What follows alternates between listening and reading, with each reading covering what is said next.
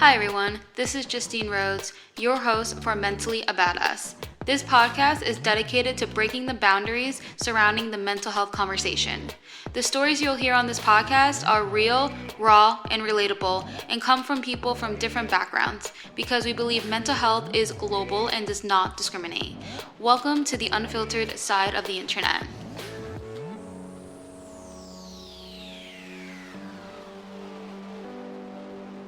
What is up, Mother Duckers? My name is Justine, your host for Mentally a Badass. Today, I have a fellow BPDer named Delaney. She is super excited to share her personal story living with BPD, and this is going to be her personal debut into the mental health community. In this episode, we will talk about her experience living with BPD as well as being an entrepreneur, and we are going to be discussing the difference between bipolar and BPD. If you're interested in learning more of those key differences, then keep listening. But Delaney, welcome to Mentally a Badass. Hello.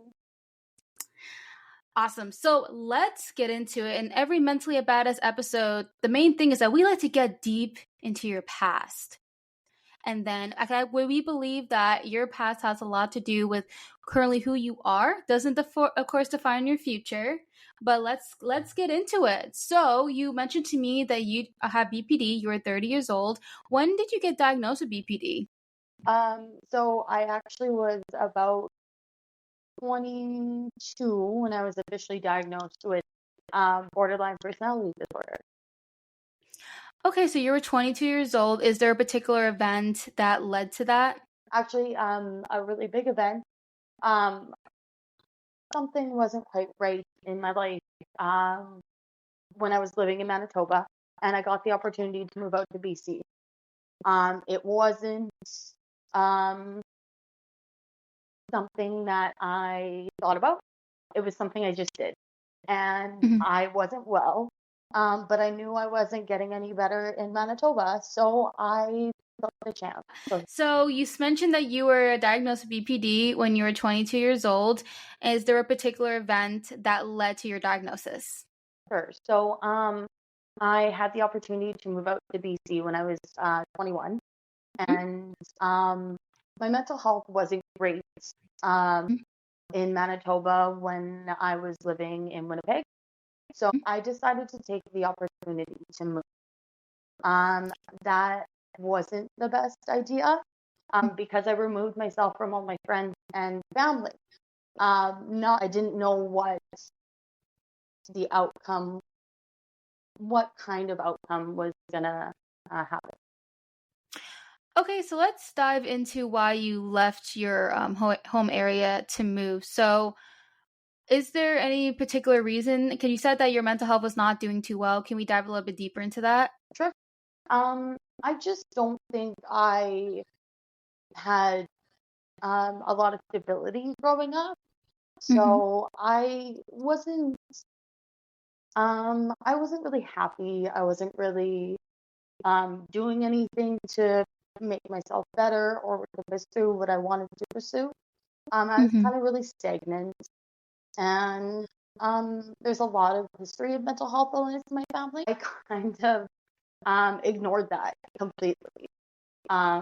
So it really came as a surprise to me when things got bad, but I kind of should have known. Did you see any signs of it when you were growing up, like it manifesting into your adulthood? Oh, for sure. So when I was about 14, my grandma had passed away.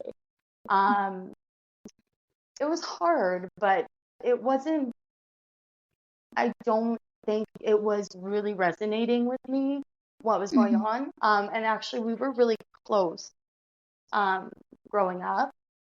She was somebody that took care of me when I was in between my mom and my dad's houses because they were separated. But I was really angry as a young adult and as a teenager. I was really passionate, but if people didn't listen, I got upset. There was that. And after everything with my grandma happened, after a lot of the anger started coming out, I dropped out of high school. And things weren't great in school, but I don't know if they were any better out. I ended up working in a job with a lot of people who are older than me. And then I kind of just didn't even think about pursuing school after that. So based off what you're saying, it sounds like the main theme right here is about stability. For sure. So you mentioned that you go back and forth to your mom and your dad's house, and right there we know like that starts with instability because you have to kind of be in between and such. And it looks like your grandmother was kind of like the one, like, I want to say common denominator, but the kind of was the one that really gave you the attention that you deserved, you know, as a child and as an adult. And when she passed away, that was kind of like your like that definitely would hurt a lot, considering like she was like the person to give you what you needed, you know, as a child and as in high school. And I'm so sorry that you had to go through that. So for what it sounds like, and then when you dropped out and then you started working with other people, you never, I guess, really had the thought to, you know, go back to school. So did you ever go back to school or no? I did. I was working full time Mm-hmm. and a little bit more. And I tried to go back to adult ed and get my GED. I actually, when I did work full time, I benefited from an apprenticeship program. So I Mm-hmm. did get a lot of my credits that way. And that was amazing. Super, super wanted Mm-hmm. to do was learn. And everybody else just wanted to get it done and just Yeah. was showing up for attendance. And it was hard for me to not be distracted and really take in what I was supposed to be learning. So I didn't complete my GED then. Okay, you're still doing great in life, and we're definitely gonna get into that shortly. So I also think I wanted to bring up on what you mentioned. You said so your mental health was not good in a particular environment that you were in, and we know that environment has a lot to do with our mental health. Mm. So when you know, it's definitely reasonable that you think, let me switch my environment, which I can completely relate to you on that. I switched states when I moved when I was 20, around the same age actually, 22. I moved from New Jersey to Florida. So I moved to the Sunshine State. And so for me personally, it did really well. But of course, you know, everyone has a different experience. Yeah. So you said that when you moved and you realized that you've missed your family and friends. Is that correct? Did you move by yourself? I moved with someone I was close with, but the idea was kind of to end up on my own eventually. Mm-hmm. Um, yeah, it wasn't thought out very much. But I didn't have anyone else out there. Growing up, if I didn't have my family around, I had my friends. My friends Yeah. are my family, Yeah. and uh, making new friends out there really was a huge struggle. And I'd never really encountered that problem as like a young adolescent, young adult. Mm-hmm. That wasn't really a problem for me. So when I got out there, it really made me struggle. Yeah, that can definitely be a huge change, and especially when you're so used to something and then something completely different. Your brain's like, "What is going on?" Yeah, Yeah, that can definitely be challenging. So you ended up moving back. Is that correct? I did. It actually Mm-hmm. took almost 3.5, 4 years Mm-hmm. of a lot of different circumstances, situations, help from my dad and my brother, and they actually they had to come and get me. But Mm-hmm. it was um it was a learning experience, and I don't think I would change it. But that is when I got diagnosed with my BP. Yeah, so I liked your, your mindset and your outlook that even though something super, challenging has happened to you, you would never regret it. And if you think about it, like if you didn't go through that, you wouldn't have known that you have BPD. And it's great to know that you do, have that diagnosis and have BPD, and knowing that, you do have this diagnosis. So now once you have this diagnosis, you know how to develop coping mechanisms, or seek therapy, or if you do meds, whatever, everyone has different treatment plans, of course. So let's transition a little bit into when we were talking on Instagram. You wanted to talk about, the key differences of bipolar and BPD. I do have a question. When you were in the process of getting diagnosed, were you at all diagnosed with bipolar? Actually, no, that wasn't something that came up. Um, I did know about bipolar, Mm-hmm. and it never really resonated with me Mm-hmm. as something that I thought fit, but I also had no idea what BPD was. I'd never heard of it before. Yeah, I feel like a lot of people, has never really heard of it. Are you familiar with CPTSD? Yeah, sorry, I had to pull it out of my head. No, you're good. It's definitely a conversation that has been spoken about lately on social media, like trending wise. Yeah. And I've seen the name and everything, but I never really actually learned about it until I spoke with my therapist when I was like pretty much telling her everything and such. And she kind of came to saying, "Have you heard of CPTSD?" And I was like, "Yeah, but I, didn't think much of it. I just like saw the word, of course, on social media." Mhm. But it's kind of crazy. Apparently, there's a lot of conversation that now CPTSD is getting mixed up with not bipolar, borderline personality disorder, because they also, so it's pretty much bipolar is getting mixed with BPD, and now BPD is getting mixed with CPTSD. Yeah. Isn't mental health just so great? It's so complex. But people who have CPTSD are basically is you're going through chronic trauma. Hmm. So, PTSD, we all know, is like you get into a car accident, or someone gets raped, or, things like that. Like that's PTSD for a particular event, while CPTSD is like just like majority of your life you're just going through trauma, like different things like every year. So like Hmm. I went through that, and I did not realize that all of this can manifest into symptoms that by not, yeah, both bipolar and borderline personality disorder. So it's not in the DSM right now, but I think they're trying to get it in. And but it's super interesting about that. But let me back up, because I know the main topic we're going to be talking about is bipolar and borderline.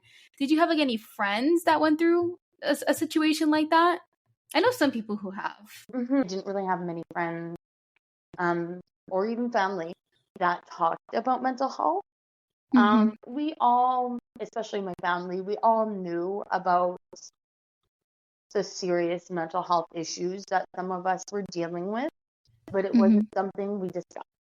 Okay. And then friends, with BPD especially, I didn't meet till I was diagnosed. Okay. These friends that you have, you say you didn't meet until you were diagnosed. Are these like internet friends or like in person? So, super big blessing. My business, when I moved back to Winnipeg, really opened me up to Mm-hmm. talking about my mental health with people who were wanting to open up, or people who had questions if I was posting something about jewelry or mental health or random things. And sometimes we would get into discussions, and it would just kind of let me open up to other people. But I Mm-hmm. think it let people open up to me as well. Yeah, absolutely. I feel like it's all about a vibe as well. And but back in the day, like I mean, you said you're 30, so you're like 2 years older than me. So we're in the same generation pretty much, like if we're like high school and such. And back then, like no one like spoke about it. And if you were to speak about mental health, they would just like look down at you and kind of be like a hush hush kind of challenge. But luckily now people are starting to talk more about it, and there's a lot more resources and content out there and social media, and every people are once one person talks about it and then they create a platform and then more people get, feeling okay about it. But of course, we do have some people who are still ignorant towards it, unfortunately. Mm-hmm. So we're not fully there yet. But the more people talk and the more that it just becomes just like a regular conversation. Yeah. Like that's like the main goal really of this podcast is just having conversations about mental health and just making it casual. Like I feel like easy almost. yeah, easy, exactly. Not like if you're going to be talking about, anxiety and just feeling like, oh, like anxious, just talking like you're anxious talking about anxiety. Like before we got on this recording, I was even saying to you, like I kept saying sorry to you a million times. And I was saying, I'm sorry, I'm a people pleaser. Like, so I feel comfortable saying that. And I think, well, one, we're about to get on a conversation about mental health. So, so I felt comfortable with that. But also since, I have this platform, I'm just myself, it's getting easier to talk about. And then you were saying like in person with the jewelry and stuff, and people are feeling, I feel like you are easy to talk to. I feel like if I didn't know you, I'll be like, you seem like such a sweet person. Sorry, there was like a bug like there. So yeah, that's if you're wondering why I was doing that. There was just like a random bug. Yeah. So yeah, you are a very sweet person, and people can also just like know that, just like the way you, I don't know, like your energy and such. And this fly just wants to get into our conversation. Clearly, you want to talk mental health, fly? Yeah. Come in. Yeah, let's just join the circle here. Yeah. No discrimination. You can be, everybody's welcome. Everybody's welcome. This is so random and off topic, but like, does a fly have mental health? Right? I think about that all the time. I think about like when I vent to my cat, I'm like, what am I doing to him? Oh, they 100% do. So they say, I don't know if it's cats too, but for dogs, like if you're anxious and have a dog, your dog's going to be anxious. Yeah. Oh, for sure. It's like, so insane. Yeah. So dogs 100% have mental health. Cats, I feel like they're very similar to us in ways. They are with their emotions. Oh, yeah. Absolutely. So let's transition and talk about your jewelry business.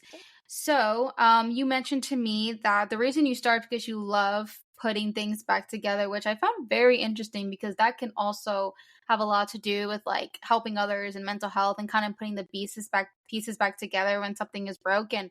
So let's just talk a little bit more. If you want to just talk about your jewelry business, like when did it start? It actually started when I moved to BC. Mm-hmm. I love being outside. Mm-hmm.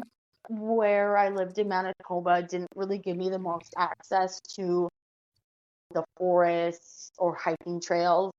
I had to go pretty far to go for a good bike trail.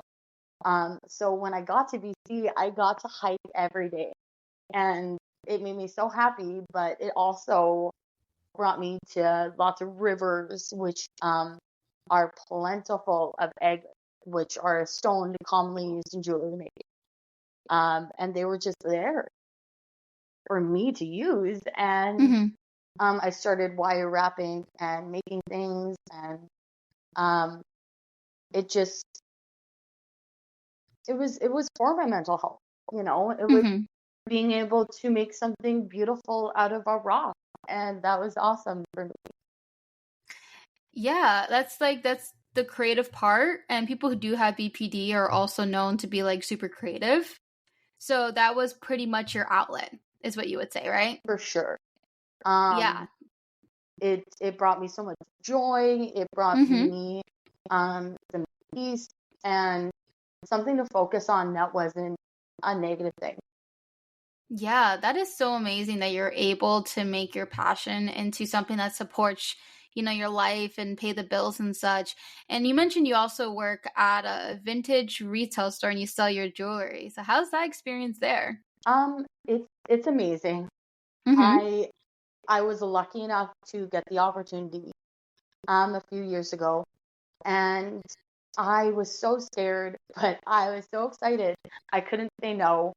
Mm-hmm. It was the first opportunity like that I was given, Mm-hmm. and it was the best thing for my business, for myself. And now I get the opportunity to not only work with amazing people and amazing really like a really amazing atmosphere, Mm-hmm. and I get to talk to people about what I like to do, and I get to see how they get excited about what I've made. Yeah. Do you find do you have any challenges for the entrepreneur side with having BPD? Oh, focus. Being able Oh yeah. to stick to one idea or to Uh-huh. get a list of things you need to get done instead of making something new or um, you know, emotions come into play a lot with business and your day to day. And so I did and do struggle with um, how my BPD affects my day to day business. But Mm-hmm. I like to think that it's not a detriment. I like Mm-hmm. to think of it as it has given me more patience. It's Mm-hmm. given me um, kind of the want and will to be a bit more brave. So one thing I want to jump on, you mentioned that, you have troubles with attention and then starting a lot of projects but not finishing it. Or it sounds a lot also because ADHD calls me part of like underneath as well. Mm-hmm. But also like bipolar as well with like being like mania and such, or Mm-hmm. like hypomanias where you're like confident in starting all these projects and you like never finish it. Mm-hmm. Like you're overly confident. So that's where it's like with let's talk about some BPD symptoms and some bipolar symptoms. So what I want you to do, I want you to just throw out like 5 symptoms right now, and Mm-hmm. then I'll throw out some bipolar, and let's kind of like talk about it from there. So for me, loneliness for BPD, Okay, let me that write this down. Okay, loneliness. insecurities, So like self-image, yeah. yeah, um, motivation, Mm-hmm. Motivation. the determination to complete something, Okay, determination, like drive, yes, increased drive. yes, Okay, one more. You got this. um, for me, instability. Oh, okay. Oh yeah. We should have, cause that was like the whole thing we were talking about too in the beginning as well. So when you say instability, more like emotional regulation. Yeah. Ah, gotcha. All right. So bipolar, obviously we have like the highs and the lows. So like I would say like deep depression Mm-hmm. is one of them, like lack of energy. So deep depression, unusual amounts of energy randomly. Okay. This is one of the darkest ones, suicide ideation. Mm-hmm. Okay. Well, focus is definitely a big one too. I'm throwing that in there. Yeah. And then let's see. Because I'm trying to think of, because for me, I have bipolar too. So I get hypomanic and depression, but mostly depression, Mm-hmm. which I kind of like low key wish it was the other way around so I could be more productive. But you know how bad that sounds, if you know what I mean. Sometimes, sometimes it is what it is, and you do pick and Yeah. choose. You're like, well, if I was like this though, I would be like. Yeah. There's always a give and take. Right. So, oh yeah, irritability is a big one for bipolar. Okay. So let's see here how they coexist together. You said loneliness. Oh my gosh, words again. Loneliness, which can definitely have a lot to do with depression. So those two can connect. Mm-hmm. When you're lonely, you can also feel, but I also was diagnosed with BPD as well. So that could be stemming from that. Mm-hmm. And then the self-image part, I feel like that can come a lot from like self-esteem, like growing up. So if you were like bullied, Yeah.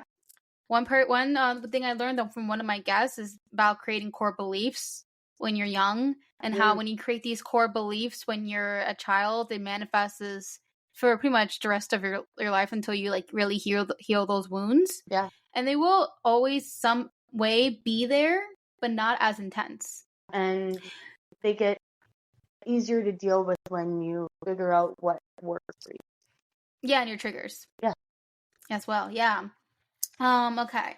Motivation, I would say, can honestly go back to depression as well. Yeah. That falls back into depression. Increased drive, that can go for unusual amounts of energy. So your increased drive, is that do you have a particular trigger that gets it going to increase like your passion? Like once you're it's kind of like being, I guess, hyper fixated on something. Mhm. Yeah. Sometimes it's just like, if I don't finish this, I'll never know what it looks like. If I don't finish this, what have I spent my time doing? It's almost like I'm forcing myself to do it, because if I don't, then what have I done? Yeah, and then you kind of have like that feeling of like guilt. Yeah. Super Yeah. big guilt. Yeah, I totally get that. It's like when you the definitely the drive. I've always had such a big, increased drive. But I thought that was just me just being a go-getter. But who Yeah. knows? Maybe it could stem from, it could be a little bit of both. That's where it's a little bit challenging. It's like we don't know if it's just kind of like, then again, if it goes back to our personality. I always joke around that maybe she's born with it, or maybe it's just DPD. It's so challenging. I Yeah. never really know. But I try to not differentiate between me and my BPD anymore.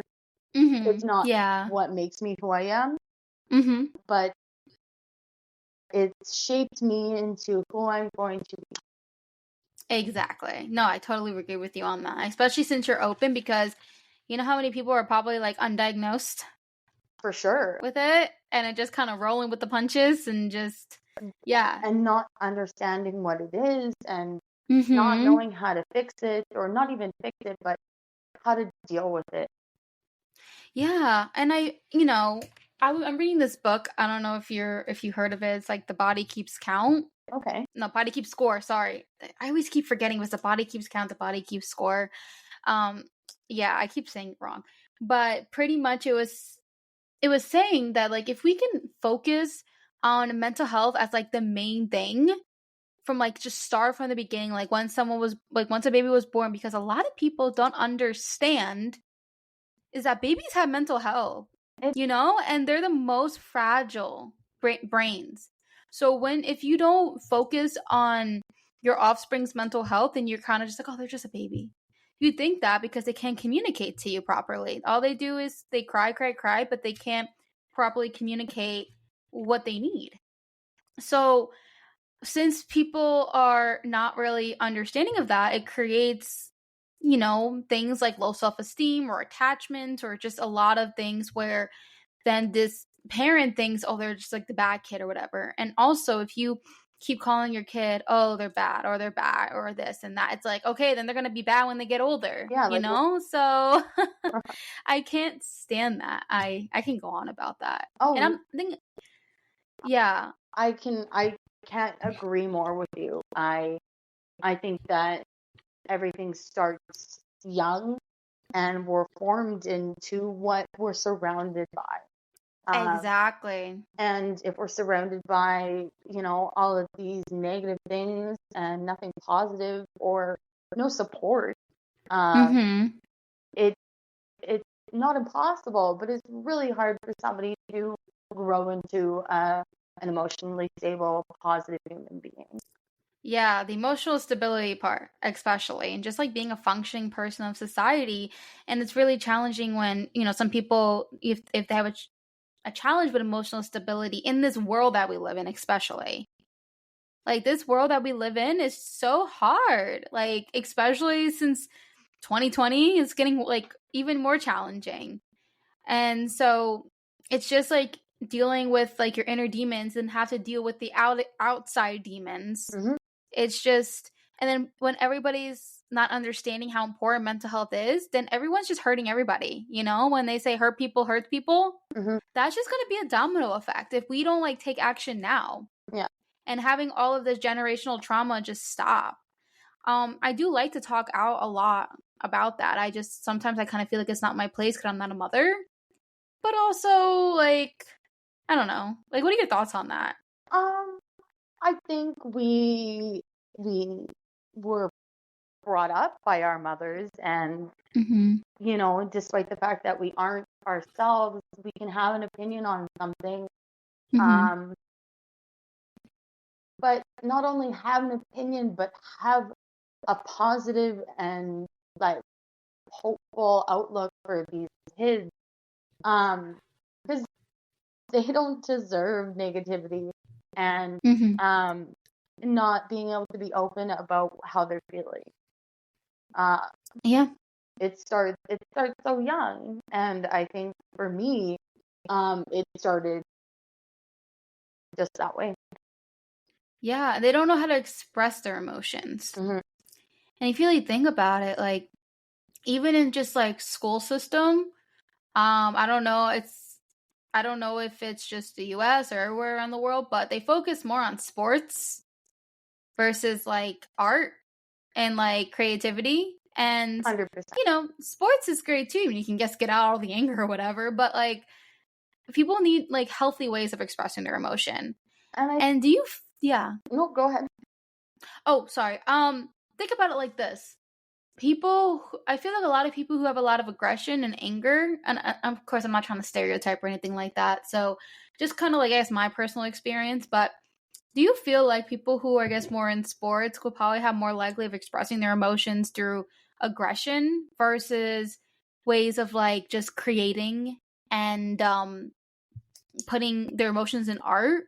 It's kind of like how they learn, I guess, how to express their emotions, which is not really the proper way because then you're going to hurt more people. You know what I mean? Yeah, you know, like sometimes, you know, getting something out in a physical way, and I'm not saying like a violent way, but in a physical way, Mm-hmm. like working out or Oh, yeah, walking, that's good. those are great. Mm-hmm. But yeah, I do think that people sometimes fall back onto that aggression, Mm-hmm. especially when they're taught that that's an okay thing to do. Um, Yeah. but yeah, I do think that people, schools, even here in Canada, are super geared towards um, that kind of the sporty as opposed to the creative. Um, Mm. and I not only experienced that, but I used to, when I was young, be creative. I didn't have a good outlet for it, and Mm-hmm. it wasn't really supported. So I actually took to working out to get out my feelings. Yeah, no, that's great. I love working out.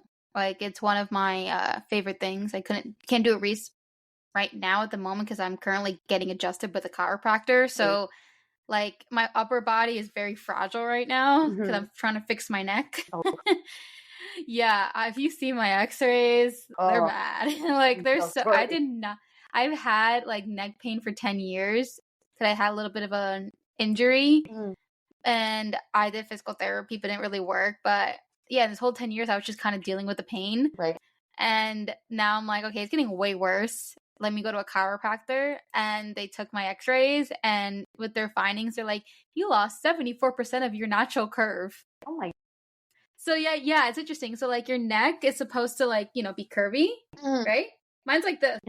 Can they undo Oh, yeah, I have a that? treatment going on. Oh, thank Yeah. goodness. We have a 3-month treatment going on. A little pricey, but it's an investment in my health. So, I'm like, when they, of course, pitching, like, like giving me the treatment, how much it is, it's like, oh, that's a lot of money. But I'm like, you know what? This is what a rainy day savings is for Yeah. this, because if I let it go and not do this treatment, it can get way. I'm only 28 years old.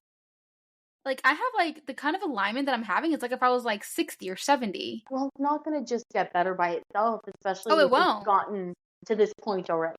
Oh my god, I Um, kind of like got a little bit mad at myself. I was like, why did I like? I didn't realize how bad it was. But yeah. It's so funny that you say that, because like that's how I felt about me dealing with my mental health. It was like, if it's this bad already, Imagine. how is this gonna get better if I don't do something? Right.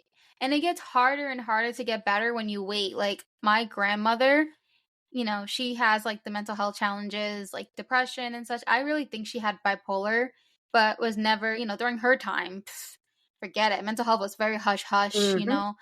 They would just smoke every day. And like my mom would tell me like her childhood, like my grandmother would be throwing knives at people, like shit like that. Like it'd be crazy. Like thankfully my mom never threw knives at me. I mean, she was a little hard to live with too, but I wasn't getting knives thrown at me.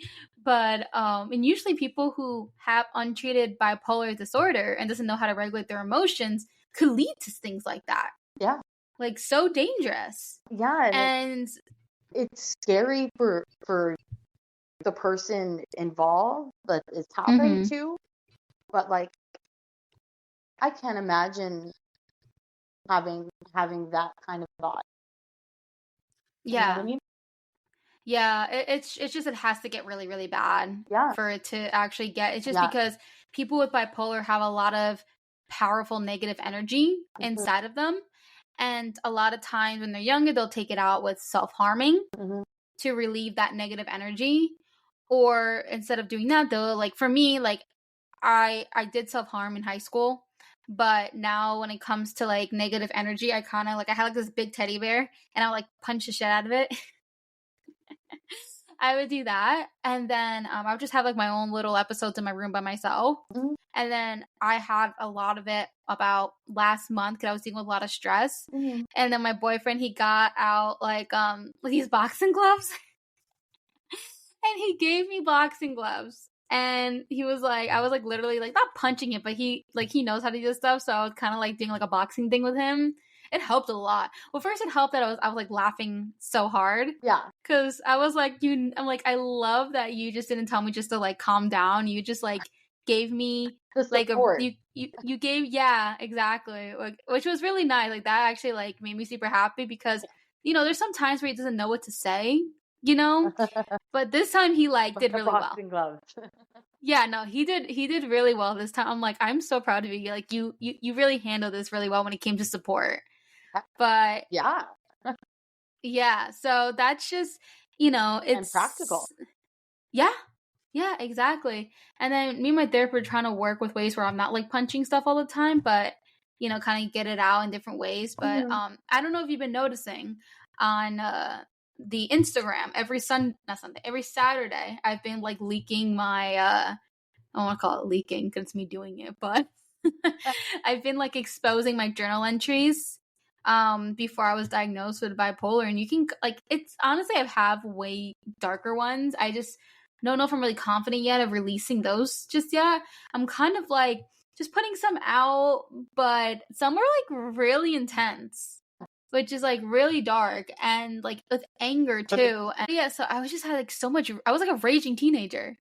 But that's what happens when it's like I was a sad child becoming a raging teenager. You're not emotionally equipped to deal with these things at all. Mm-hmm. Um, but first of all, thank you for doing that, because people don't have to feel alone when they see stuff like that.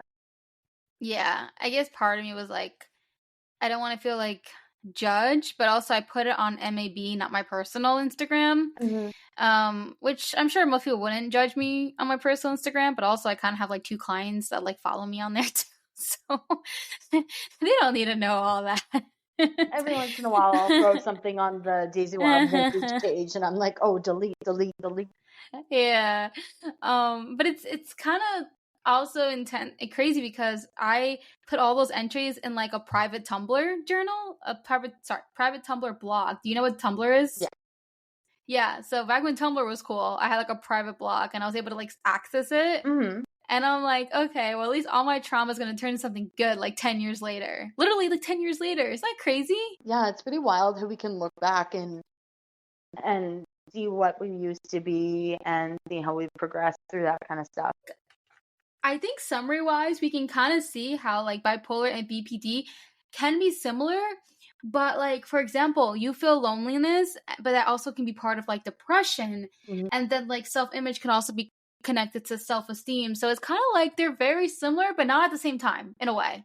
It's like there's a symptom, and then there's it's kind of like you and I are saying two different symptoms, but they kind of correlate. They coincide for sure.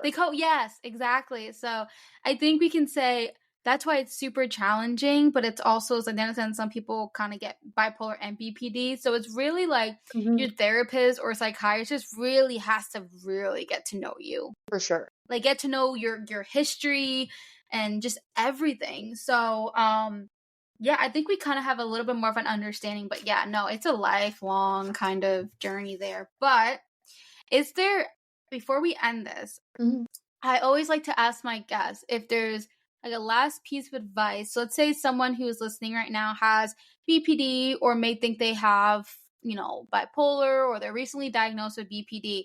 I guess when it comes to coping and such, like, what's a piece of advice you would like to give to my audience? If you think that something's wrong, definitely go and see who you think you need to see to get better. Yeah. It's not the end all getting diagnosed with BPD or bipolar. Yeah. It is a journey, but it's only going to make you better. Yeah, I would say the biggest takeaway is don't wait until there's no reason to wait till it's too late. No. Because you don't need to wait until it's really bad. You don't need to wait till somebody says something. If you feel like you need to improve, or you feel like there's something amiss, then talk to somebody about it. Yeah, absolutely. Especially with this day and age, like, people are being more open about it. Yeah.